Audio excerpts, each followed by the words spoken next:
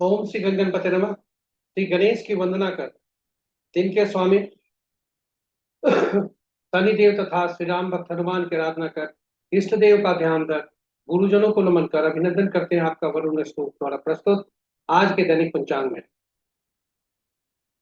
यह दैनिक पंचांग 5 भागों में नित्य प्रस्तुत हुआ करता है और इसके पहले भाग का लघु रूप अलग से हम नित्य प्रस्तुत किया करते हैं, जो कि आपका ही सुझाव के अनुरूप है। तो गुरुजनों को नमन करते हुए आगे बढ़ते हैं। गुरु ब्रह्मा गुरु विष्णु गुरुदेव महेश्वरा, गुरु साक्षात परम ब्रह्म तस्मै श्री गुरवे नमः। क्योंकि गुरुओं के बदौलत ही हमने जो यहाँ प्रदर्शित हो रहे हैं विभिन्न ज्योतिष के अंगों को, ज्योतिष के विषयों को, अनुभागों को का अध्ययन उनके सानिध्य में किया है और पीएचडी मेडिकल एस्ट्रोलॉजी में, चिकित्सा ज्योतिष में हमने उन्हीं के सानिध्य में ग्रहण किया है। उनके ही सुझाव और मार्गदर्शन के अनुसार के फलस्वरूप ही हमें अंतरराष्ट्रीय ज्योतिष संगठन अमेरिका का आजीवन सदस्यता भी मिला है और हमारा ऑफिस सॉफ्ट सन एस्टैब्लिशमेंट एक्ट के अंतर्गत, जो किदवईपुरी में स्थित है पटना में, वह सॉफ्ट सन एस्टैब्लिशमेंट एक्ट के अंतर्गत रजिस्टर्ड है, जीएसटी कंप्लायंट है और क्यूआरओ द्वारा आईएसओ सर्टिफाइड। चलिए आज के पंचांग की तरफ चलते हैं। पंचांग हमें अनायास ही सीमित करता है शुभ और अशुभ मुहूर्त की तरफ, किंतु यह केवल शुभ और अशुभ मुहूर्त जानने का माध्यम नहीं है, यह हम सबके निर्णय क्षमता को सुदृढ़ करता है, आत्मबल को बढ़ाता है। पंचांग प्रकृति और ब्रह्मांड की ऊर्जा के साथ संतुलन स्थापित करने में सहायक होता है, जिसके फलस्वरूप हम सबके जीवन में शांति, समृद्धि और सकारात्मकता का संचार होता है। तो आइए पंचांग का अनुसरण करके हम अपने जीवन को अधिक सफल और समृद्ध बनाएं। साथ ही साझा करें अपने मित्रों, परिजनों, शुभेच्छुओं के साथ, ताकि उनके जीवन में भी शांति और समृद्धि और सकारात्मकता का संचार हो और वे भी पंचांग का अनुसरण करके अपने जीवन को अधिक सफल और समृद्ध बना सकें। चलते हैं पंचांग की तरफ और पंचांग के पहले भाग। स्वागत है आपका पंचांग के पहले भाग। आज का दिनांक 14 जून 2025, दिन माह आषाढ़, पक्ष कृष्ण, शाका संवत 1947 विश्वसु, विक्रम संवत 2082 कलायुग, कलियुग का 5126वां वर्ष। सूर्योदय 4:58 पर, सूर्यास्त 6:42 पर, sunrise at 4:58 AM, sunset at 6:42 AM। दिशा शूल पूर्व है, फिर भी उस दिशा में यात्रा करने को बाध्यता हुई तो अदरक या उड़द की दाल का सेवन कर यात्रा में शुभता है। पंचांग के 5वां अंक, वार शनिवार, तिथि अपराह्न 3:46 तक तृतीया, उसके बाद चतुर्थी, नक्षत्र देर रात्रि मध्य रात्रि 0:22 तक उत्तराषाढ़ा, उसके बाद श्रवण, योग अपराह्न 1:13 तक ब्रह्म, उसके बाद इंद्र, और करण अपराह्न 3:46 तक वृष्टिभद्रा, और उसके बाद कल भोर तक 3:51, कल भोर के 3:51 तक बहुत, और तत्पश्चात पालो। तो ये रहे हमारे पंचांग के 5वां। महत्वपूर्ण मुहूर्त में जाने के पूर्व भोलेनाथ का को स्मरण करते हैं, जय भोलेनाथ, और यह देखते हैं कि उनका वास कहाँ है और उसकी शुभता कैसी है। तो जब तक तृतीया है वे क्रीड़ा स्थल पर है, जो कि शुभ नहीं, और चतुर्थी तिथि होने पर वे कैलाश पर्वत पर होते हैं, जो शुभ करते हैं। महत्वपूर्ण मुहूर्त में, शुभ मुहूर्त में अभिजीत मुहूर्त दिन के 11:22 तक से 12:17 तक, अमृत काल संध्या 5:41 से 7:21 रात्रि तक, सर्वार्थ सिद्धि जो देर रात्रि मध्य रात्रि 0:22 से 4:58 तक, यानी भोर तक, सूर्योदय तक। विजय मुहूर्त अपराह्न 2:07 से 3:02 तक, गोधूली बेला संध्या 6:40 से 7:01 तक, निशिता मुहूर्त देर रात्रि 11:29 से मध्य रात्रि 0:10 तक। रात्रि में किए जाने वाले पूजा पाठ, जब तक साधना, तंत्र मंत्र आदि के लिए निशिता मुहूर्त श्रेष्ठ हुआ करते हैं। राहु काल प्रातः, अशुभ मुहूर्त में राहु काल प्रातः 8:24 से 10:07 तक, गुलिक काल प्रातः 4:58 से 6:41 तक, यमगंड अपराह्न 1:33 से 3:16 तक, और वर्ज मुहूर्त आज 2 भागों में है। प्रातः 7:41 से 9:21 तक पहला भाग, और कल भोर में 4:28 से 6:06 प्रातः तक दूसरा भाग। भद्रा प्रातः 4:58 से अपराह्न 3:46 तक। आपके सूचना के बता दें कि राहु काल का कैलेंडर, राहु काल पर साप्ताहिक कैलेंडर हमने अलग से पोस्ट किया है। आपके योजना में राहु काल का में कहीं उपयोग ना हो, राहु काल से आप बचे, जिसे तो और अपने सभी साप्ताहिक का आपका जो कार्यक्रम है उसमें शुभता रहे, अशुभता का नामो निशान न हो, इस हेतु हमने राहु काल पर साप्ताहिक कैलेंडर डाला है। और भद्रा पर भी हमने एक अलग पोस्ट डाला है। तो इस तरह से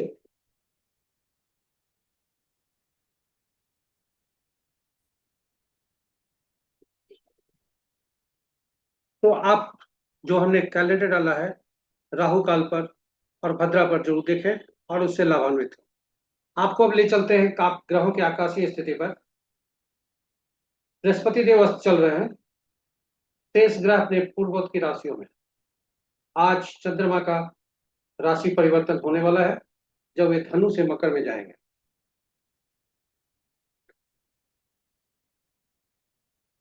अंशों के अनुसार बुध देव, बृहस्पति देव, शुक्र देव तथा शनि देव शक्तिशाली हैं, शेष ग्रह कमजोर अवस्था में है।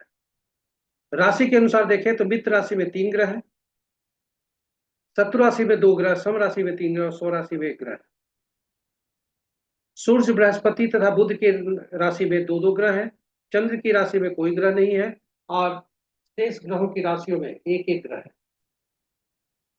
इस प्रकार ग्रहों के राशियों से संबंध। नक्षत्र के अनुसार यदि देखें तो बृहस्पति और राहु का आपस में नक्षत्र परिवर्तन है, क्योंकि बृहस्पति देव राहु के नक्षत्र में है और राहु देव बृहस्पति के नक्षत्र में है। चंद्रमा और बुध स्वतंत्र ग्रह हैं, क्योंकि इनके नक्षत्र में कोई ग्रह नहीं है। इस प्रकार सूर्य देव और चंद्रदेव, राहु देव के नक्षत्र में 2-2 ग्रह, और शेष ग्रहों के नक्षत्र चंद्रमा बुध को छोड़कर शेष ग्रहों के नक्षत्र में 1-1 ग्रह है।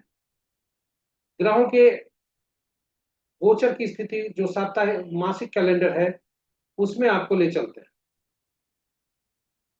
सूर्य देव 15 जून को राशि परिवर्तन करेंगे, बुध देव 22 जून को और शुक्र देव 29 जून को। बृहस्पति देव जो अस्त 12 जून से शुरू हुए 9 जुलाई तक अस्त रहेंगे, और चंद्रदेव 24 जून को अस्त होने वाले हैं, जो कि 26 जून तक अस्त रहेंगे। कोई भी जून माह में वक्री ग्रह नहीं है। इस प्रकार ग्रहों की आकाशीय स्थिति पर हमने प्रकाश डाला। अब आपको हम ले चलते हैं चंद्रमा जिस राशि में है, जिस नक्षत्र में है, उनके नक्षत्र समूह के अनुसार कैसा फल देंगे। इसे ताराबलम कहा जाता है। ताराबलम 9 तारा चक्र पद्धति पर आधारित है। 9 तारा चक्र पद्धति पर हमने एक विशेष वीडियो डाला है, क्योंकि यह सटीक और उपयोगी पद्धति है, बहुत ही उम्दा पद्धति है ग्रहों की स्थिति को जानने के लिए। और कोई भी जातक अपने भविष्य में भी दशा महादशा का फल कैसा होगा, कुंडली में बैठे ग्रह का प्रभाव कैसा होगा, क्योंकि हर व्यक्ति ज्यादातर ज्योतिषी ग्रहों को जन्म कुंडली से ही देख लेते हैं और बता देते हैं कि भाग्य भाव में बैठा हुआ है, भाग्य भाव का स्वामी है, अच्छा होगा, जबकि फल ग्रहों के नक्षत्र के अनुसार ही होते हैं। तो इस प्रकार नक्षत्र के अनुसार हम फल को देखते हैं। कोई रिश्ते नाते हमारे साथ समाज में बहुत ज्यादा जुड़ते हैं, पार्टनरशिप में व्यवसाय करते हैं, वह भी हम नक्षत्र के अनुसार देखते हैं। इस प्रकार दोनों में हम आपस में नक्षत्र परिवर्तन, नक्षत्र इसी तरह से देखा करते हैं।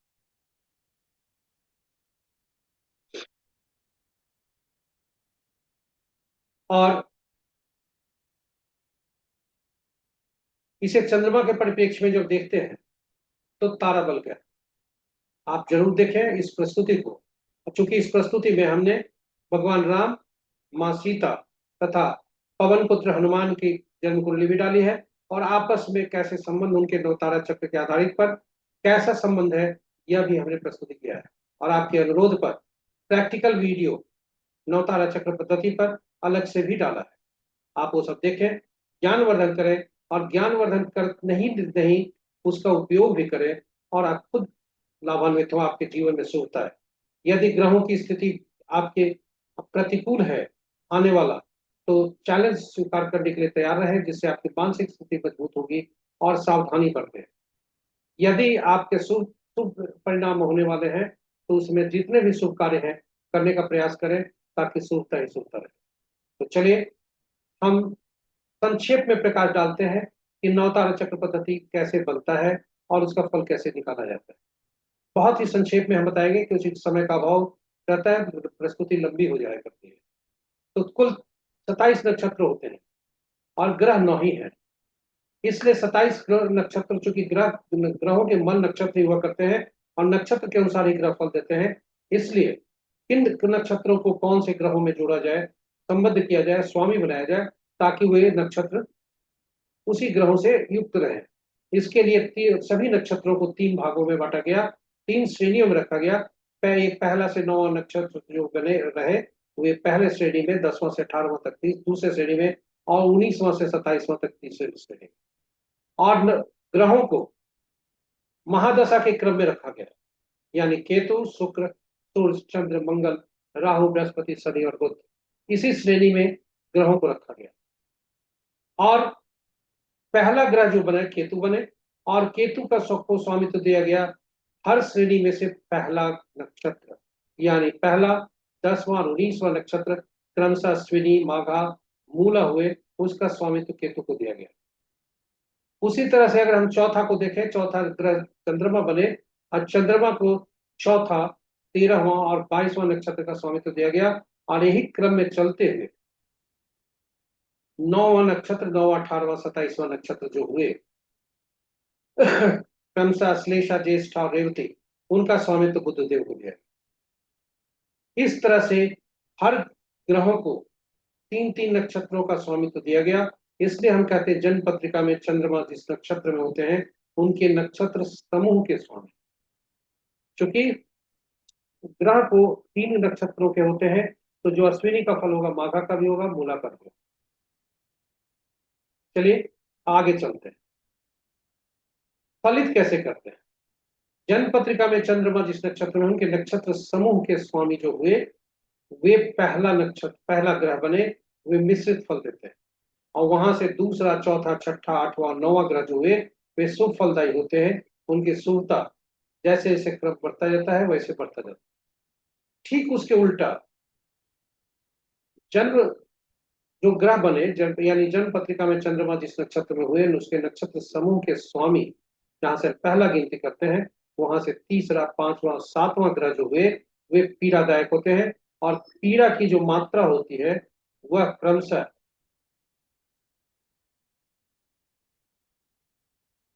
बढ़ते जाती है, जैसे जैसे संख्या बढ़ती है।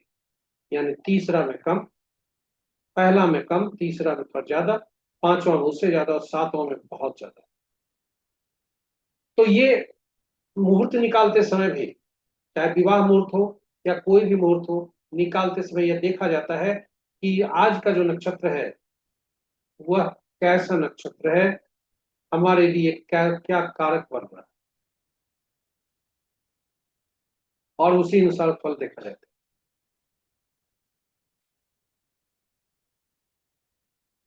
चलते हैं चंद्रमा के परिप्रेक्ष्य में, चंद्रमा के गोचर का फल।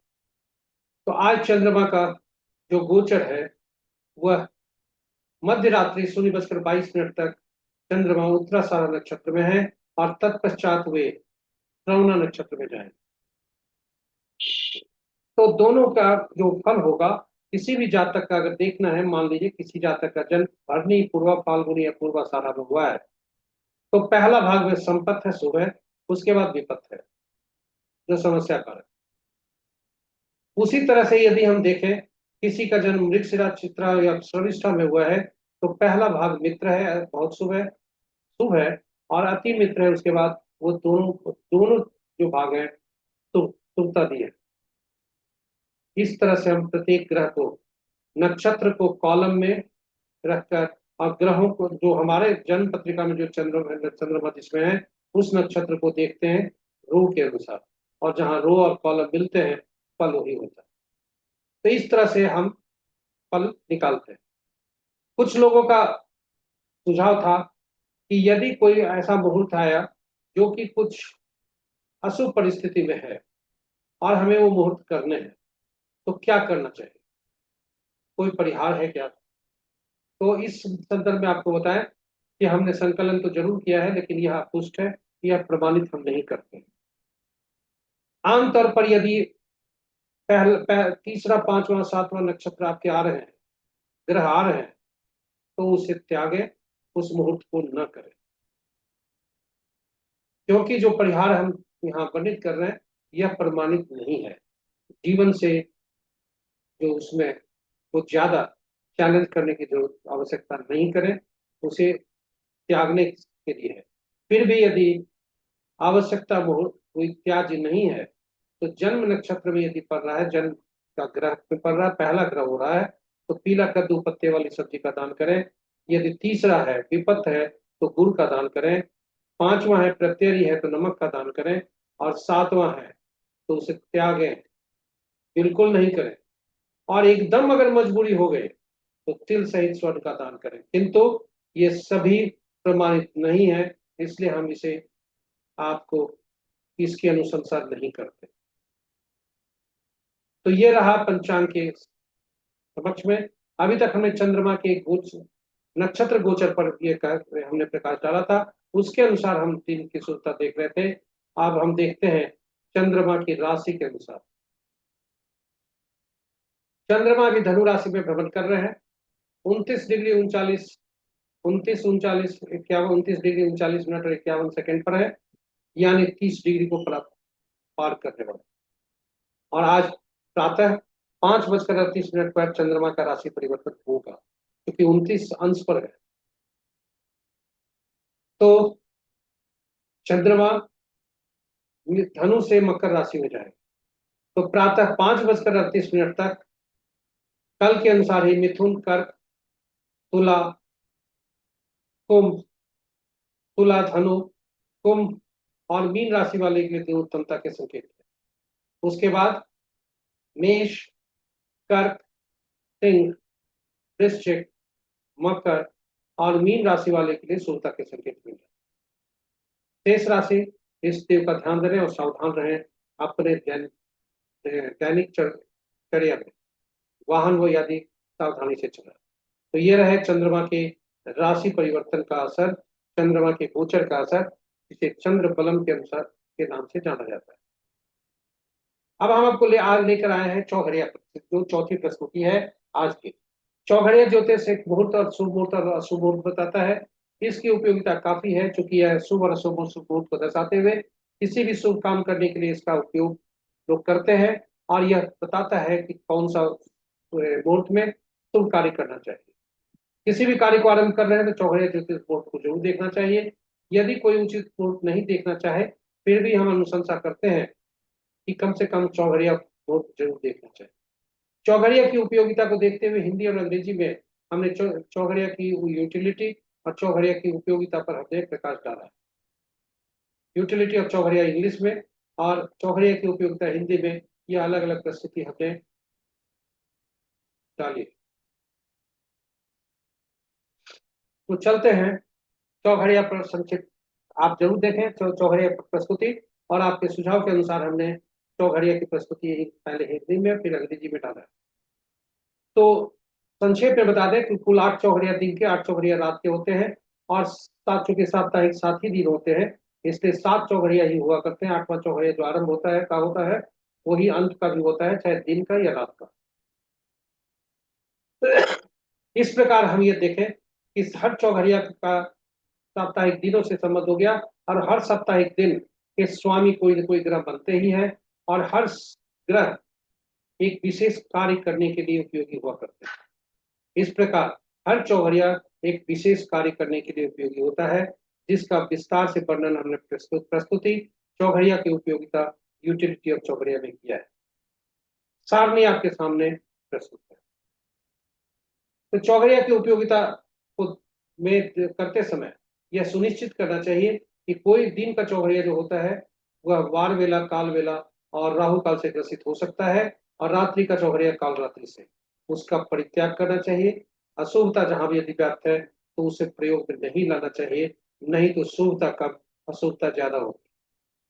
तो आज का चौघड़िया को देखें। आज का चौघड़िया दिन शनिवार है, इसलिए काल चौघड़िया जो दैनिक वृत्ति से संबंध रखता है वहां से आरंभ हो रहा है और वहीं से समाप्त हो रहा है। रात्रि का चौघड़िया लाभ चौघड़िया से आरंभ हो रहा है, लाभ चौघड़िया से समाप्त हो रहा है। लेकिन दिन के चौघड़िया जो आरंभ चौघड़िया है और अंत चौघड़िया दोनों काल वेला से ग्रसित है, और बीच का मध्य का राहु काल से ग्रसित है रूप चौघड़िया, और लाभ चौघड़िया वार वेला से ग्रसित है।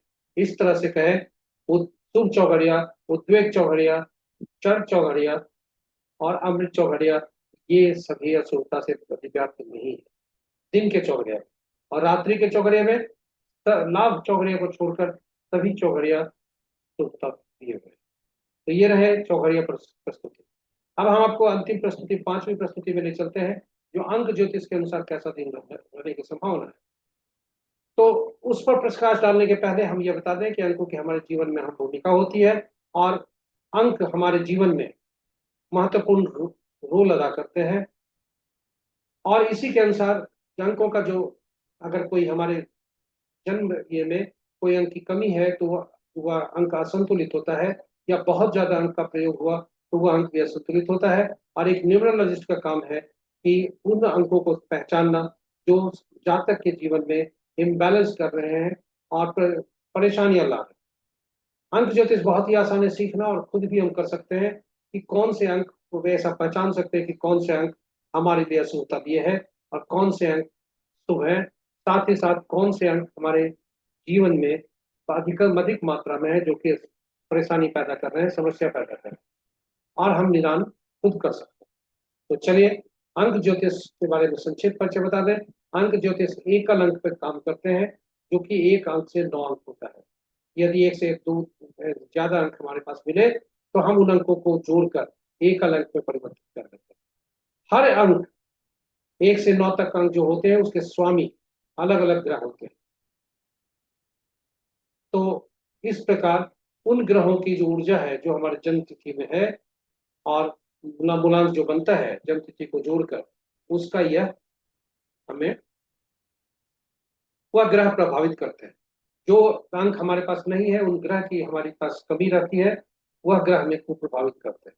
साथ ही साथ कोई ग्रह, कोई अंक की अधिकता होने से उस ग्रह की भी हमें अच्छे फल नहीं दे पाते।